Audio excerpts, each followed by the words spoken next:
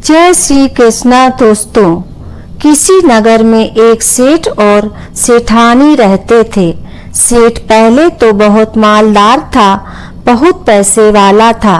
उसके पास लाखों का व्यापार होता था, किसी बात की कोई कमी नहीं थी। लेकिन कहते हैं कि समय बदलते देर नहीं लगती। समय कब किस करवट बैठ जाए यह कोई नहीं जानता। राजा से रंक बनते देर नहीं लगती, उसी तरह रंक से राजा बनते भी देर नहीं लगती। कहते हैं कि माया छाया और काया यह कभी स्थिर नहीं रहती। ऐसे ही एक दिन सेठ पर भी बुरा वक्त आ जाता है। सेठ के व्यापार में काफी घाटा पड़ जाता है। करोड़ों की संपत्ति का मालिक सेठ दूसरों का कर्जदार बन जाता है और सेठ एकदम से कंगाल बन जाता है। यह तो आप जानते ही हैं कि बने के साथी सब होते हैं, बिगड़े का कोई नहीं। सारे रिश्ते नाते धन के ही होते हैं। धन छीन होते ही अपने सगे भी पराए हो जाते हैं। धनहीन होने पर सगे रिश्तेदार, भाई बंधु सभी दूरियां बनाने लगते हैं। दोस्तों, अचानक से जब सेठ के ऊपर कंगाली आ गई तो सेठ बड़ा दुखी रहने लगा। अड़ोस पड़ोस के गांव वालों और रिश्तेदारों को भी पता चल गया था कि सेठ बहुत गरीब हो गया है। वह इतना गरीब हो गया है कि उसके घर में स्वयं के खाने के लिए भी कुछ नहीं बचा। सेठ की हालत बद से बदतर होती गई। वह कर्ज में डूब गया। कर्ज मांगने वाले भी उससे बहुत तंग किया करते थे। आए दिन कोई न कोई उसके द्वार पर खड़ा ही रहता था कि सेठ जी, आपने हमसे पैसा उधार लिया था, उसे चुकता क्यों नहीं कर रहे हो। एक दिन सेठ ने अपनी पत्नी से कहा कि भगवान, आजकल कर्ज वसूलने वालों ने हमें बहुत तंग कर रखा है। कुछ समझ में नहीं आ रहा है कि हम क्या करें, उनका पैसा कहाँ से चुकाएं। ऊपर से हमारे खुद के खर्च के लिए भी हमारे पास धन नहीं है। मैं सोच रहा हूँ कि कुछ दिन के लिए तुम्हारे मायके चलते हैं। अगर तुम्हारे मायके वाले कुछ मदद कर देंगे तो हम फिर से अपना कोई छोटा मोटा काम शुरू कर लेंगे। आखिर मुश्किल वक्त में रिश्तेदार ही तो काम आते हैं। सेठ की पत्नी ने भी कहा कि आप सही कह रहे हैं। अगर मेरे पिता और भाइयों से कुछ मदद मिल जाएगी तो हम कोई न कोई काम धंधा फिर से शुरू कर लेंगे। पत्नी की सहमति मिलने पर वह सेठ अपनी पत्नी को साथ लेकर रात के अंधेरे में अपनी ससुराल के लिए चल देता है। सेठ की ससुराल वहां से लगभग 4 कोस की दूरी पर थी। सेठ बड़ा ही स्वाभिमानी था। जैसे ही अपनी ससुराल के निकट पहुंचा तो गांव से बाहर ही एक कुएं के किनारे पर बैठकर उसने अपनी पत्नी से सलाह ली और कहा कि प्रिय, हम ससुराल तो जा रहे हैं, लेकिन मेरी हिम्मत नहीं हो रही कि मैं वहां जाऊं, क्योंकि अभी तक तो लोग हमसे मदद मांगने आते थे। मैं लोगों की मदद किया करता था, लेकिन अब मुझे किसी के द्वार पर हाथ फैलाने पड़ रहे हैं। सेठ बड़ा विस्मय में था। वह सोच रहा था कि अगर उन्होंने मेरी मदद ना की और यदि मना कर दिया तो मैं आत्मग्लानि से मर जाऊंगा। कहते हैं कि यह समाज उसी को खाने को पूछता है जो घर से खाकर आता है। जिसका पेट पहले से ही भरा होता है, लोग उसी को आमंत्रित करते हैं। भूखे लाचार लोगों को कोई नहीं पूछता। वह सेठ अपनी पत्नी से कहता है कि तुम एक काम करो, पहले तुम अपने पिता और भाइयों के घर जाओ। अगर वे लोग तुम्हें देखकर खुश हो जाएं, तुम्हारा खूब आदर सत्कार करें, तब मुझे आकर यहाँ से बुला ले जाना। अगर तुम्हारे साथ खुश होकर बात ना करें, तुम्हारा कुछ भी आदर सम्मान ना करें, तब तुम खड़े खड़े ही वहां से लौट आना, तब तक मैं इसी जगह पर बैठा रहूंगा। सेठ ने अपनी पत्नी से ऐसा कहकर उसे मायके में भेज दिया और स्वयं उसी कुएं पर बैठकर उसके आने का इंतजार करने लगा। सेठ की पत्नी अपने पति को गांव से बाहर उसी कुएं पर छोड़कर अपने मायके में जाती है और जाकर द्वार पर खड़ी हो जाती है। उसके भाइयों ने और भाभियों ने जब देखा कि हमारी बहन और ननंद हमारे घर आई है, तो उसे देखकर वे लोग सोचने लगे कि इसका पति अब तो बहुत कंगाल हो गया है। कर्जा मांगने वाले दिन रात इन्हें परेशान करते रहते हैं, इसलिए जरूर यह कुछ न कुछ हमसे मांगने ही आई होगी। दोस्तों, कहते हैं कि निर्धन मनुष्य से सभी लोग कन्नी काटते हैं।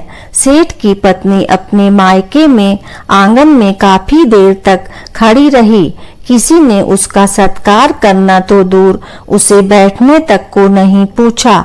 कुछ देर खड़े रहने के बाद वह वहां से उसी स्थान पर वापस चली जाती है जहां उसका पति उसका इंतजार कर रहा था। उसने अपने पति को जाकर सारा हाल बताया कि मेरे भैया और भाभियों ने मुझे देखकर मेरा सत्कार करना तो दूर, मुझसे बैठने तक को नहीं कहा। सेठ ने कहा, प्रिय, अब हमारा उनके घर जाना उचित नहीं है। भलाई इसी में है कि हम दोनों को अब यहीं से अपने घर वापस लौट चलना चाहिए। किस्मत में जो लिखा होगा उसी के सहारे हम अपना समय काट लेंगे। ऐसा विचार करके सेठ और सेठ की पत्नी वहां से वापस अपने गांव की ओर लौटने लगते हैं। उस समय पैदल का ही रास्ता था।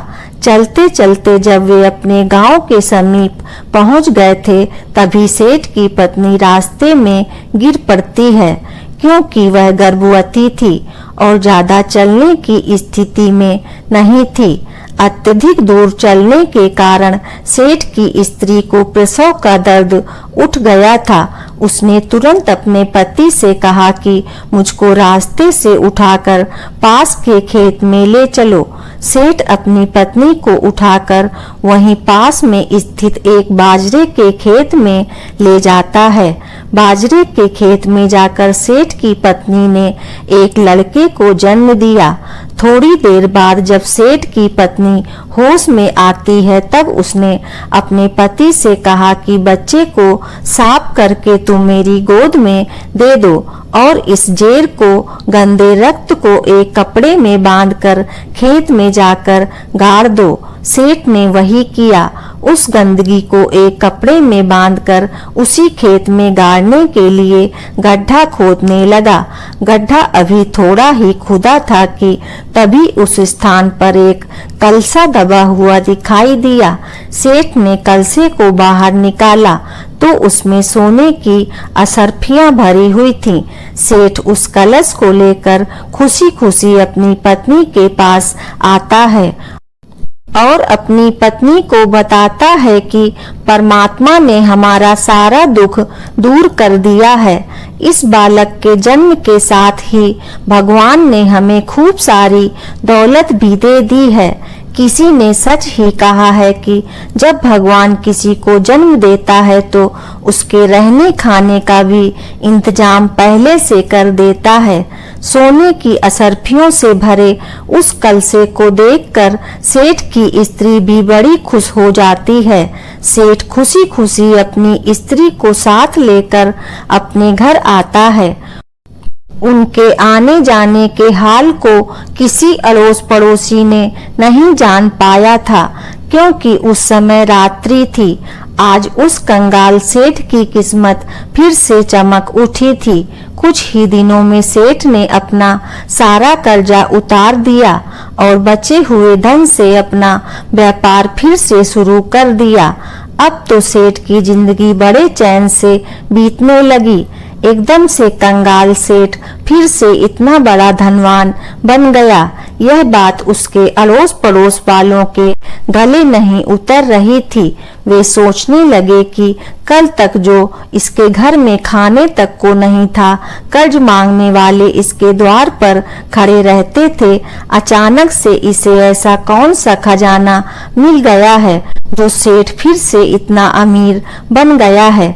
दोस्तों, किसी ने सच ही कहा है कि दुनिया में कुछ लोग दूसरे की तरक्की से, दूसरों के सुख चैन से बहुत जलते हैं। इतना तो वे अपने दुख से भी दुखी नहीं रहते। इंसान दूसरों की तरक्की से दुखी तो होता है, लेकिन उससे सीख कुछ नहीं लेता। सेठ का खुशहाल जीवन अब पड़ोसियों को रास नहीं आ रहा था। एक पड़ोसी की स्त्री सेठ के घर जाकर सेठ की स्त्री से पूछती है कि बहन, समझ में नहीं आ रहा है कि तुम अचानक से फिर से इतनी खुशहाल कैसे हो गई। देखो ना, तुम्हारा सारा कर्जा भी उतर गया है, फिर से लाखों का व्यापार चलने लगा है। पड़ोसन मीठी मीठी बातें करके उस रहस्य को जानना चाहती थी कि सेठ फिर से इतना धनवान कैसे बन गया। सेठ की पत्नी बड़ी भोली और सीधी सादी थी। उसने जैसे धन मिला था वो सारी बात पड़ोसन को बता दी। पड़ोसन यह सुनकर अपने घर जाती है और अपने पति को सारी बात बताती है। सेठ को धन मिलने की बात सुनकर पड़ोसी के पेट में पानी हो जाता है। पड़ोसी बड़ा जमींदार था। जिस खेत में सेठ को धन मिला था वह खेत इसी पड़ोसी का था। उस जमींदार पड़ोसी की नीयत खराब हो जाती है। वह कहने लगा कि वह खेत तो हमारा था जिसमें से उसे धन मिला है, उस धन पर तो हमारा अधिकार होना चाहिए। मैं उस सेठ से अपना धन वापस लेकर ही रहूंगा। पड़ोसी ने राजा के दरबार में सेठ पर मुकदमा कर दिया। वह कहने लगा कि महाराज, फला सेठ को हमारे खेत में गला हुआ धन मिला है। वह धन हमारे दादा ने खेत में गाड़ दिया था। जब धन हमारे दादा का है तो फिर उस धन पर हमारा अधिकार होना चाहिए। सेठ से वह सारा धन हमें वापस मिलना चाहिए। अब तो राजा ने उस सेठ को दरबार में बुलाया और उससे पूछा कि हे सेठ, सच सच बताना कि तुम इस व्यक्ति के खेत से गला धन निकाल कर लाए हो। यह आदमी कह रहा है कि धन मेरे दादा का है। सेठ ने कहा, जी हुजूर, मुझे इसके खेत में गड़ा हुआ धन मिला है। तब सेठ ने अपनी पूरी कहानी राजा के सामने बयान की कि महाराज, इसके खेत में मेरी पत्नी ने एक बेटे को जन्म दिया। इस दौरान मुझे बहुत सा गड़ा हुआ धन मिल गया। मित्रों, सेठ की पूरी कहानी सुनकर राजा समझ गया कि धन का नाम सुनकर सेठ के पड़ोसी की नीयत खराब हो चुकी है। काफी सोच विचार के बाद राजा इस नतीजे पर पहुंचता है कि धन तो सेठ को मिला है, इसलिए उस धन पर अधिकार तो सेठ का ही होना चाहिए। क्योंकि अगर इसके दादा को इसको धन देना होता तो वे पहले ही दे कर जाते, उसे जमीन में गाड़ कर क्यों जाते। और अगर यह धन इसके भाग्य में होता तो इसको अब तक मिल चुका होता। जब इसके खेत में धन गड़ा था तो अब तक इसने क्यों नहीं निकाला। दोस्तों, राजा ने अपना हुक्म सुनाया कि हे जमींदार, इस बात में कोई दो राहें नहीं है कि वह धन तुम्हारे दादा का है, परंतु अब तुम्हारे दादा इस सेठ के घर में बच्चा बनकर पैदा हुए हैं। जब तक वह नहीं जन्मे थे तब तक सेठ को धन भी नहीं मिला था। उसके जन्म से ही सेठ को वह धन मिल गया है।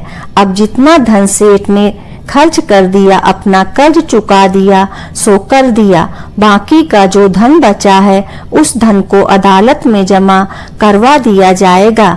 जब यह बच्चा बड़ा हो जाएगा तब यह सारा धन उसको दे दिया जाएगा।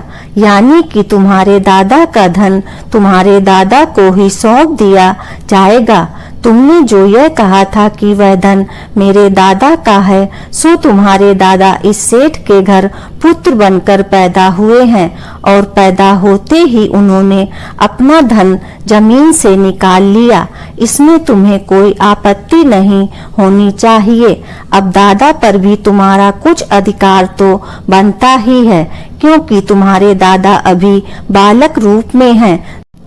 जब तक यह सयाने नहीं हो जाते तब तक तुम्हें भी अपने दादा के पालन पोषण के लिए हर महीने 5 रुपए सेठ को देने होंगे। राजा का फैसला सुनकर पड़ोसी जमींदार भी सन्न रह गया।